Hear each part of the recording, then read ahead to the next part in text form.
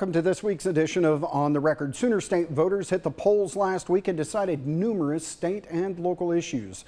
We'll start with State Question 832, which would have raised Oklahoma's minimum wage. That measure was rejected with roughly 58% voting against it. Now, had State Question 832 passed, the minimum wage would have increased to $12 an hour next year, $13.50 an hour in 2028, and $15 an hour in 2029. Some businesses in Miami said while they would not want to go on camera, they were for the decision to keep it the same. They said they already pay well above the $7.25 an hour mark, and raising the minimum wage would make it harder to operate while being profitable and could lead to having to cut staff. One business manager told us she and others disagree and feel that there are downsides to wages staying the same. It's hard to keep employees with being able to cross state line 15-20 minutes away both ways to Kansas and into Missouri, then making more makes it difficult for businesses to keep employees. The Oklahoma State Chamber weighed in after the decision. Quote, the state chamber applauds Oklahoma voters for rejecting SQ 832, adding, voters chose to protect Oklahoma's economic momentum and one of our greatest competitive advantages, affordability. Now let's look at candidate races. On the Republican ticket for governor, two men have emerged from a crowded field of 9 candidates. Current Attorney General Gentner Drummond and Trump-endorsed former state senator Mike Mazzei will move to an August runoff. Now, given the close nature of the primary, it's safe to assume this will be a hotly contested race over the next few weeks. The winner of that race will face current state representative Cindy Munson, who picked up nearly 3/4 of Democratic votes. In the race for lieutenant governor, former Oklahoma Speaker of the House T.W. Shannon bested 5 other Republicans by nearly 40 points to secure the party nomination. He'll face Kelly Forbes in November. Now, a side note, the Democratic primary for lieutenant governor was canceled because Forbes was the only candidate on the ticket.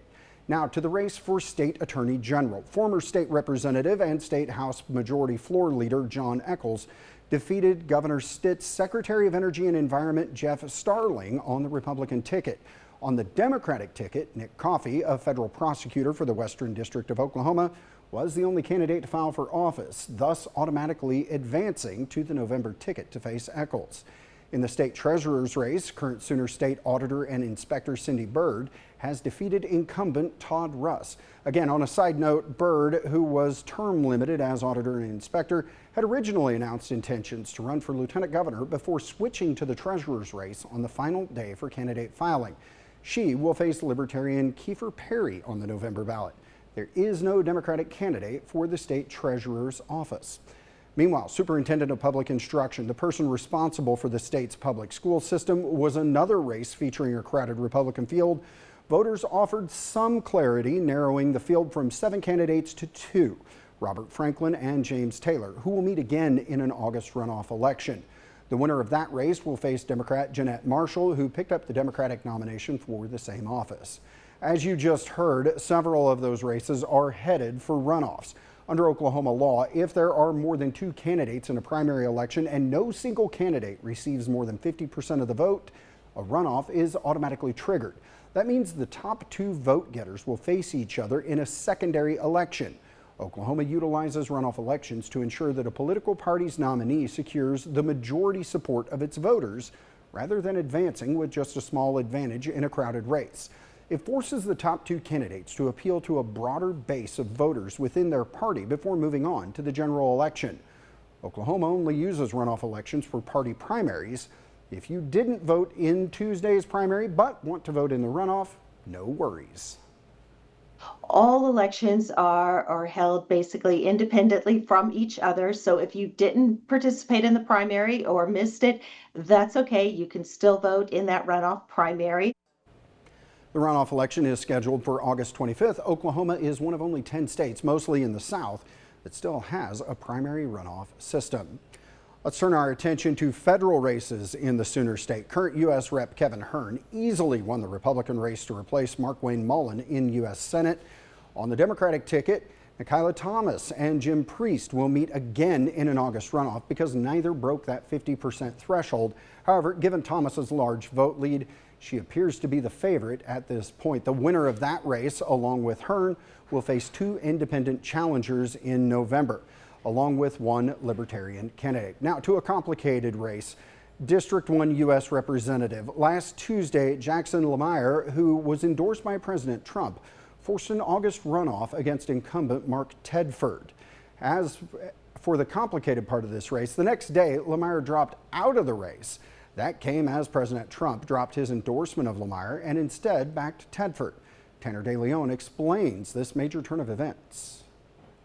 When people run for public office, you know you're going to be held to a high standard. And if you bring forth a certain agenda about integrity and character and biblical principles and all those things, you know, you should expect people are going to hold you to those. Oklahoma pastor Jackson Lemire, who founded the group Pastors for Trump, is suspending his campaign for the Republican nomination for U.S. House District 1 against current state representative Mark Tedford. The British tabloid The Daily Mail obtained suggestive text messages between Lemire and former Miss Oklahoma USA Caitlin Simmons Key, who worked on his campaign. In one of them, he tells her he, quote, enjoyed those lips. Lemire denies being romantic with Key and called the Daily Mail's report a distorted story. But Key told the Daily Mail this week the two did kiss on several occasions. In other text messages, Lemire told Key he declined an offer of cocaine and went to a strip club after leaving Mar-a-Lago in Florida. If you're saying one thing and doing another, if your words don't match your deeds, philosophically, morally, you're going to get in trouble. His core political identity was a family values, conservative, fundamentalist minister guy. And when you engage in this kind of behavior, again, it cuts to the core of what his political identity is. And at that point, people have a very low tolerance for that. Many thought Lemire would win easily because of President Trump's initial endorsement. And after advancing to a runoff Tuesday night, Lemire sent out a statement thanking supporters, saying, quote, the job is not over. Less than 24 hours later, Trump pulled his approval and endorsed Tedford, saying he is pro-Trump and MAGA all the way. Soon after, Lemire dropped out of the race, saying in part, quote, I do not want to be a distraction to my family, my church, and the great people of Oklahoma's 1st Congressional District. Both political experts say following all of this, Lemire's future political aspirations appear bleak. Hopefully, time with his family and time to get his affairs in order.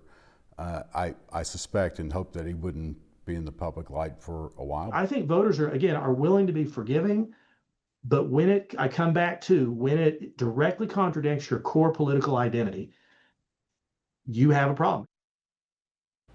Tedford will face John Croissant, who is the lone Democratic candidate. In District 2, incumbent Josh Breaching easily held off challenger Will Webb, winning by nearly 60 points. He will face Brandon Wade, who easily won a two-way race for the Democratic nomination. They will be joined by independent Ronnie Hopkins on the November ticket. In District 3, incumbent Frank Lucas easily advances from a two-way primary, as does Democrat Susie Byrd, who will meet Lucas on the November ballot. And in the 4th District, Tom Cole easily held off challenger Marcy Everhart and will face Democrat Mitchell Jacob and independent Rocco Bonace. Meanwhile, Arkansas public libraries could lose state funding if they don't follow a recently proposed rule about what kids can access on their shelves. Under that rule, libraries would have to move materials showing or describing sexual acts or genitalia to an adults-only section, and kids under 16 could not check them out without a parent's permission. But with hundreds of thousands of items on their shelves and a broad definition of what qualifies, Fayetteville Public Library Executive Director David Johnson says knowing where to draw the line will not be easy. I would suggest it would take us well over a year to actually thoroughly go through all of those materials. And it would mean doing things like if there was a youth World Book Encyclopedia and we came across the image of the Statue of David, we would have to take that book out of that collection and put it in a special location. The Arkansas State Library Board's next regular meeting is August 14th, unless a special meeting is called sooner. Meanwhile, the race for governor in Connecticut is starting to heat up. Governor Ned Lamont took his re-election campaign to the parking lot of a Walmart to announce a new plan to shore up the state's health insurance exchange. Now, that's if he secures a third term. Mike Cirilli has more. It has been a thorn in the side of progressive policy advocates for years. Data showing some employees of some of the largest corporations in the world are receiving government benefits. Now Ned Lamont is vowing action. They have, millions or billions in profits. I think they can contribute rather than corporate welfare ask us to pay their load. Lamont's proposal calls for a $1,000 penalty for each employee enrolled in the state's Husky Medicaid program. The penalty would only be levied against businesses with more than 100 employees or nonprofits like hospitals with more than 1,000. The proceeds will subsidize the state's health insurance exchange, which has seen rising premiums after the Republican-controlled Congress failed to renew enhanced tax credits. The governor says the penalty could generate $100 million of annual revenue, on top of the one-time injection Lamont and legislative Democrats made earlier this year. You know who that helps? A lot of small businesses. One after the other, Lamont's two opponents took their shots. Ryan Fazio striking from the right. At the end of the day, this is another tax increase, which will mean fewer jobs for entry-level workers and higher prices for your family at the grocery store or when you buy any other item. From the left, Josh Elliott landed a hit, questioning the governor's commitment. We've seen it before. This is what he does. He gets elected on a progressive message, does a half of it, waters the rest down, kills a lot of it. Elliott took another swing, pointing out that he's been calling for this penalty for years.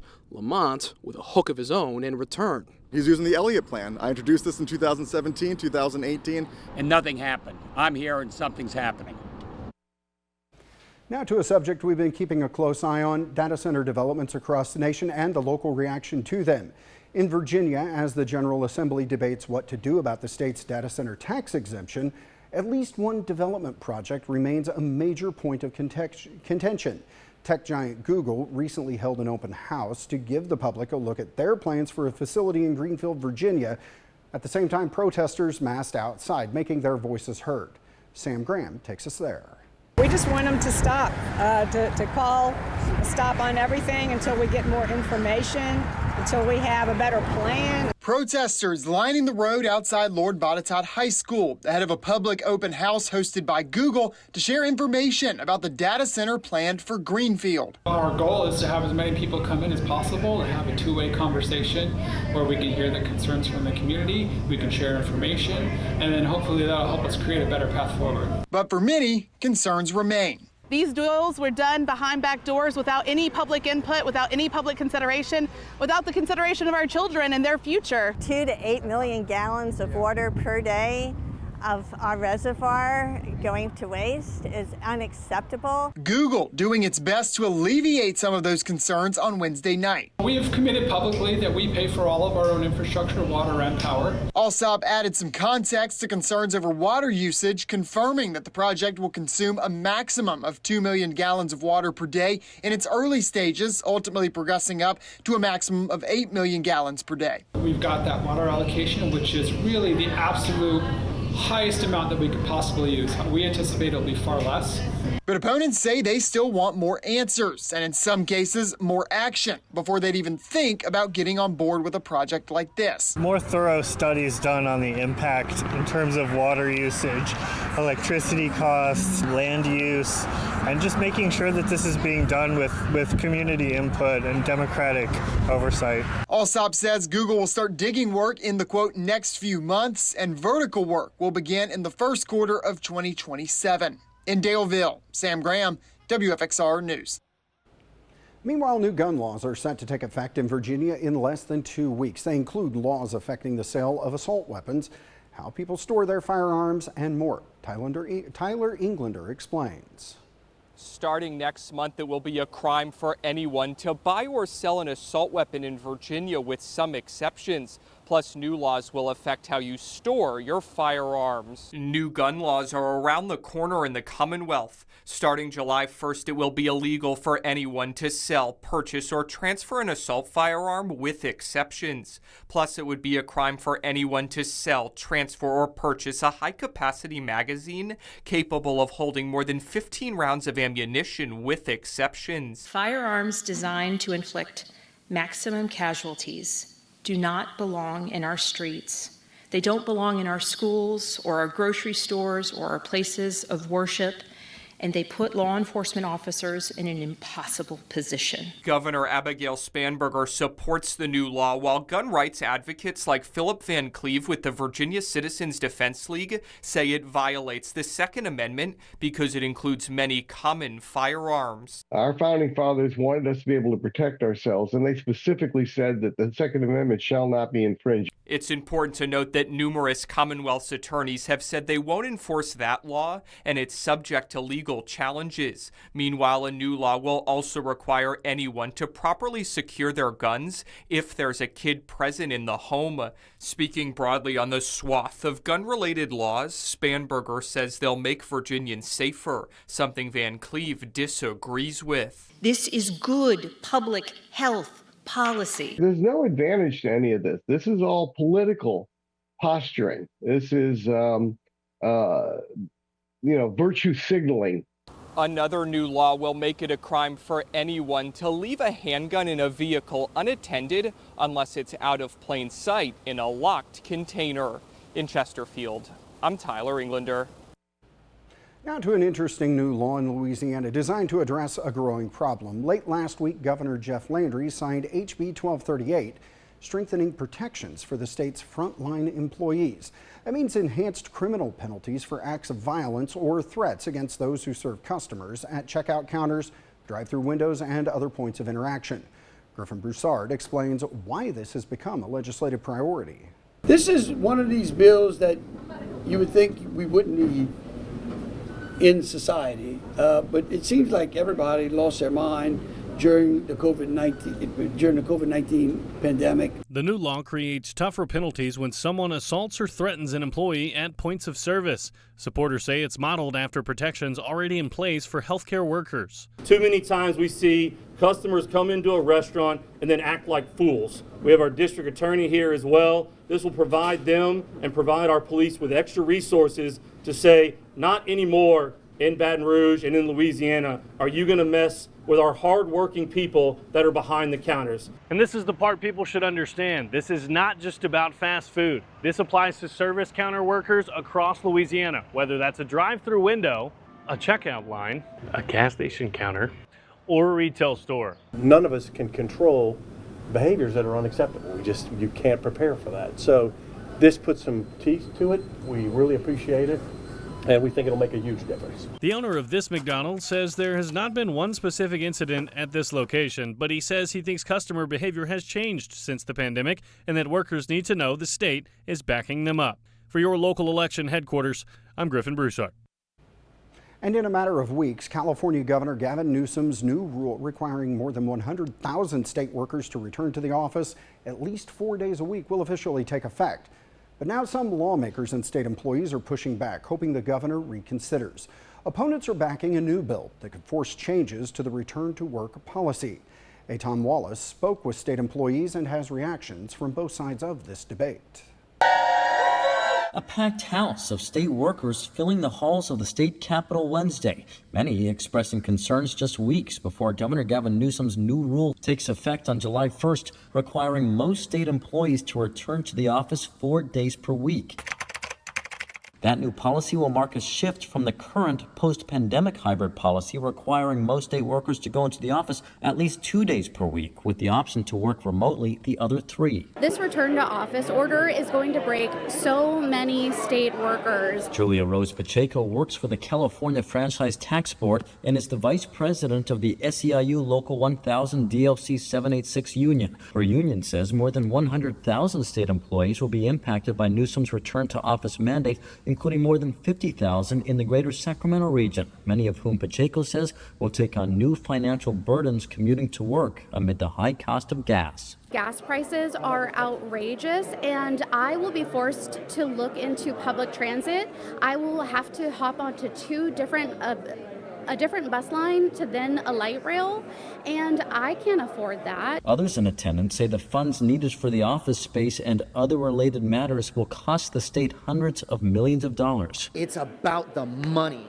This is a horrible use of state funds. Now, San Jose Democratic Assembly member Alex Lee is behind new legislation that would not overturn the governor's mandate, but would require each agency to justify in writing should they require workers to come back to the office. Without the current telework option, he says, he's concerned the following will happen. I could see a lot of people quitting and not wanting to resume their jobs. There is no productivity loss when we have people teleworking. In fact, I would argue people are probably happier and the morale is happier because you don't have to sit in traffic for 2 hours a day. You don't have to pay for parking, you have to do all these things, and you still get to enjoy a better work-life balance. For his part, Newsom notes implementation of his order already was delayed a year due to opposition from unions. He has long defended his rule, arguing it will improve employee collaboration and revitalize downtowns. This is 4 days a week. This was the gold standard dream. Give me the flexibility on day 4. With all respect, 4 days a week. Nice to see you again. I mean, be nice to see you again. Nice to see you again. Nice to run into you in the hall. Nice to develop a relationship. Nice to not feel so alone. Nice to feel like we're all in this together. And Lee's bill already passed the state assembly with bipartisan support. On Wednesday, it advanced through a key state Senate committee, but it still needs to go before the entire state Senate. And of course, to become law, it ultimately needs approval from the governor. Reporting at the state capitol, covering local news that matters, Eitan Wallace, Fox 40 News. Well, that is our show for now. Thanks for going on the record with us.